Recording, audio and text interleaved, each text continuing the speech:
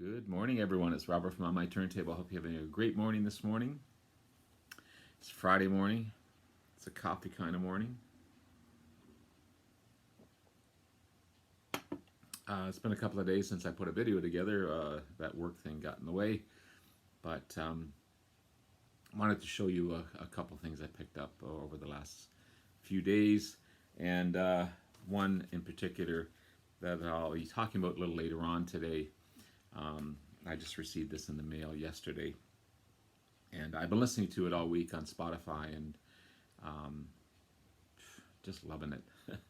Every time I listen to it, I discover something else, and it just gets stronger and stronger the more you listen to it. It's Odyssey and Oracle by the Zombies. Big hit off of this one, of course, is The Time of the Season. But that song is completely different from the rest of the album. It's hard to explain, but it is. It almost sounds like it doesn't belong on the album, based on the other tracks. But I'm glad it's on there because it's one of my favorite songs.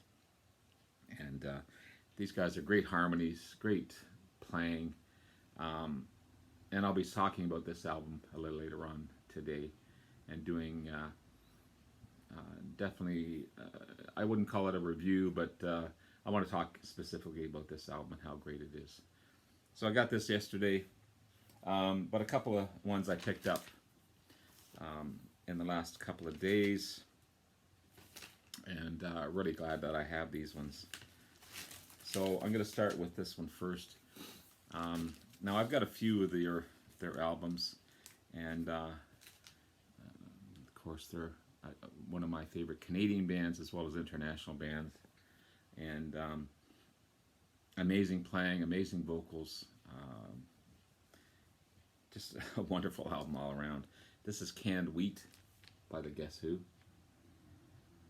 If you don't know this album, definitely check it out. Now someone's put tape across there. I don't want to take the tape off because it's going to wreck the album. It always happens on new stuff, but the vinyl is really, really good. It's on the RCA Victor label, the orange label. But man, it's a damn fine album. It's their 5th studio album, released in 1969.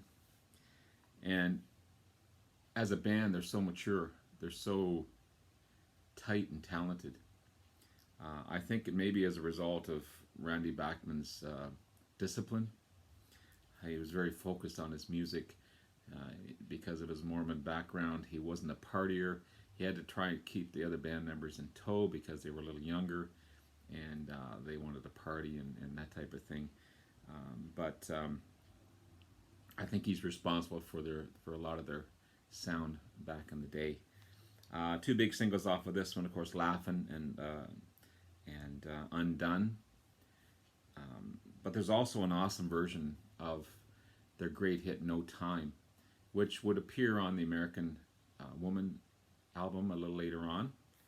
But this version is much more raw, and it's got, I don't know, just something about it.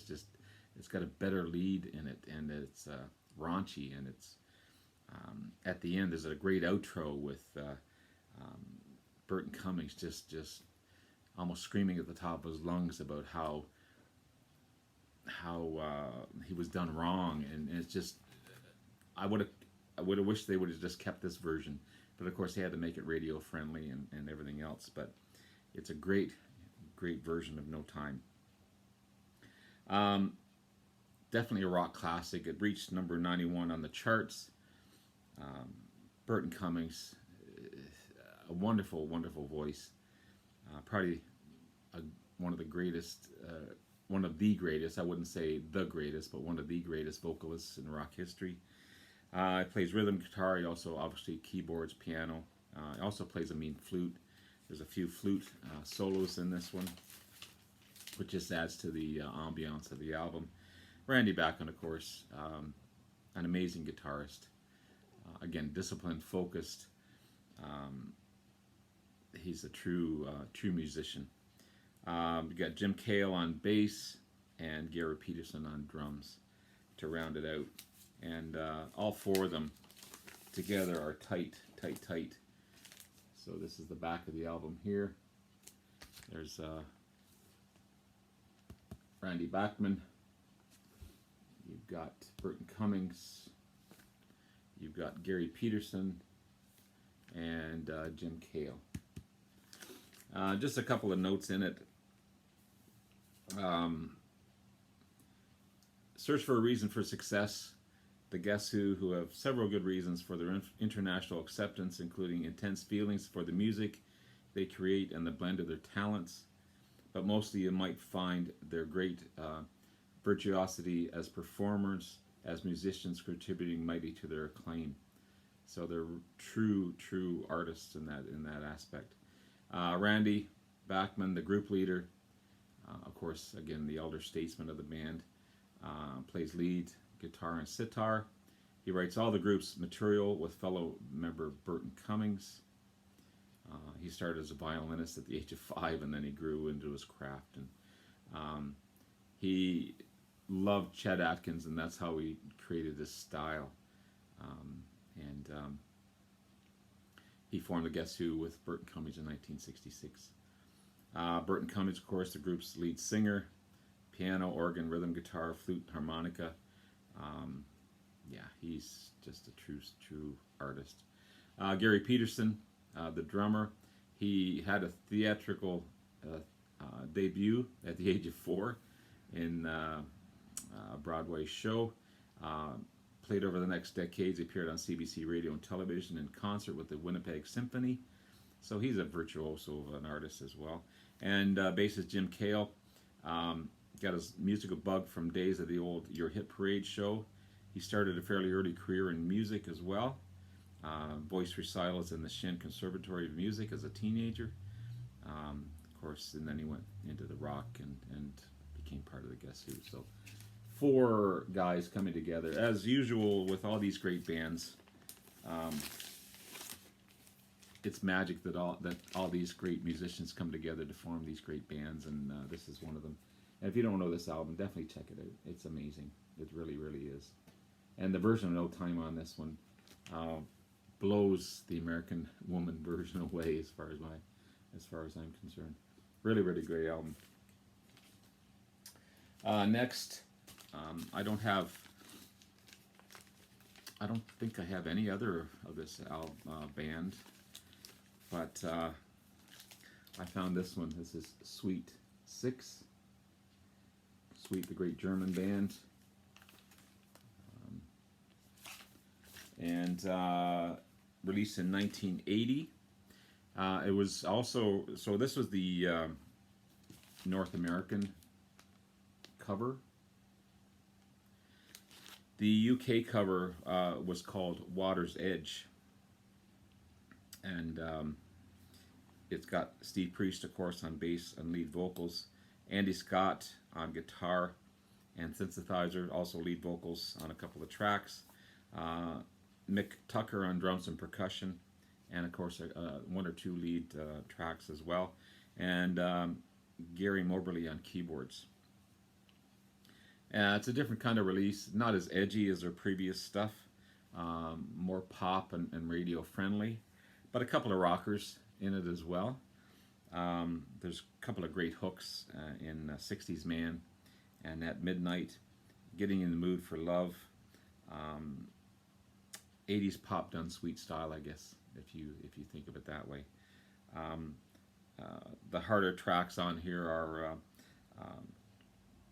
Too Much Talkin' and At Midnight, where they rock it out for sure. And great album. Love it. Love it. Glad to have it. Got to get more sweet. And it's in great shape. Great shape. Next, speaking of the Zombies, of course, founding member Rod Argent went on to form a band called Argent. Well, I found a couple other albums yesterday. And I found Ring of Hands and Counterpoints. So Argent, English rock band formed in 1969 by former Zombie keyboardist Rod Argent. big hit, of course, was Hold Your Head Up. And Counterpoints itself is the seventh and final studio album by the band. It's on the RCA Victor Orange label. Phil Collins played drums on this one, as the drummer, Bob Hendrick, was sick at the time. So Phil Collins stepped in and gave it a little harder edge on his drums as well. Of course, Rod Argent, vocals and keyboards. John Grimaldi on guitar and lap guitar. John Verity on guitar and vocals. Jim Rodford on bass and vocals. And the original drummer, Bob Hendrick, again, was sick at the time, so Phil Collins stepped in and filled his parts. Side A of the album is a more classic progressive album, with some of the band's jamming and jazz fusion, jazz-like songs. On My Feet Again and I Can't Remember. Some funky jazz fusion and a song called Fallen Off. Side B is more commercial, with a couple of funky tracks called Be Strong, and maybe the weakest track on the album is a ballad called Road Back Home. A little too soft compared to the other songs on the album, but it doesn't take away from the strength of the album. It's a really, really good album. So I'm really liking it. I love the cover as well. And Ring of Hands. It's on the Epic label. This is a gatefold as well. There's the boys there.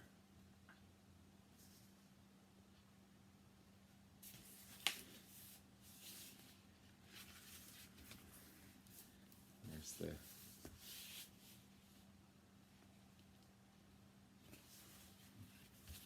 album is in really, really good shape. It's the second album by the band.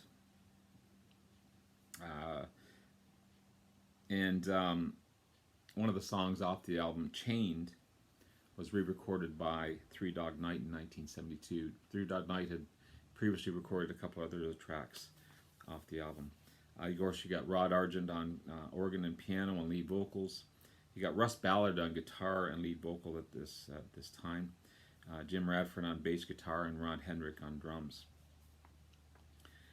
It's another progressive type of album. Keyboard solos throughout. Rod Argent is such a great player. And Lothran, you got Cast Your Spell, Uranus, Sleep Won't Help Me. Great vocals, great playing, and rockin' album. It really, really is good. These guys are so good. There's the back cover. And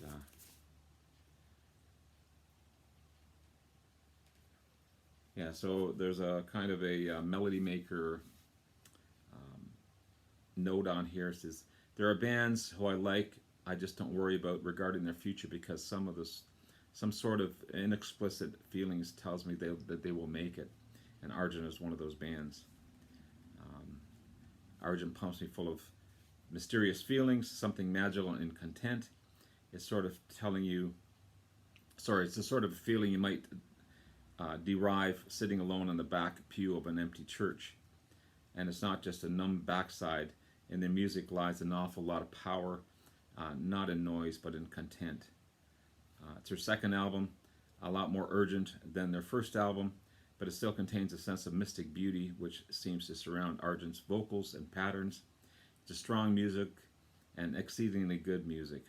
This is from Roy Hollingworth on Melody Maker. Good stuff. So there you have it. There's some 4 great albums that I'm glad that I have in my collection now. And again, I'll be talking about Odyssey and Oracle a little later on today, and discussing more of the album and my feelings on it and how great I think it is. So Talk to you again soon, and have yourself a wonderful day. Take care. Bye now.